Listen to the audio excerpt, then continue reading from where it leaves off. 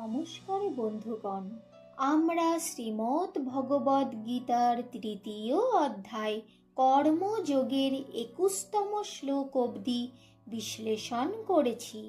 সেখানে আমরা জানতে পেরেছি, কামনা শূন্য হয়ে কর্ম করিলে মানুষ নিশ্চয়ই মুক্তি লাভ করে। স্বয়ং রঘুনাথকে স্মরণ করে ২২তম শ্লোক থেকে শুরু করছি। ন মে পার্থ নাস্তি কর্তব্যং ত্রিষু লোকেষু কিঞ্চন ন অনবাপ্তম অবাপ্তব্যং বর্ত এব চ কর্মণি।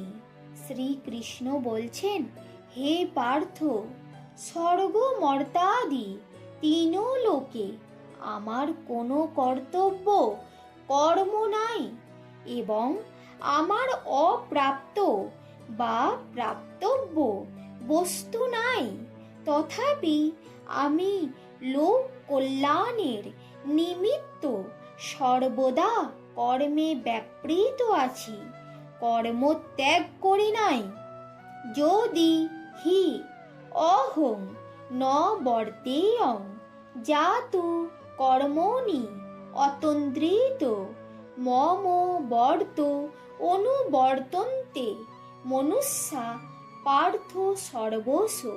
হে পার্থ, যদি আমি অনলস হইয়া শুভ কর্মে প্রবৃত্ত না হই, তবে মানবগণ সর্বপ্রকারে আমার অবলম্বিত পথেরই অনুবর্তী হইবে, অর্থাৎ অলস হইয়া কর্ম ত্যাগ করিবে।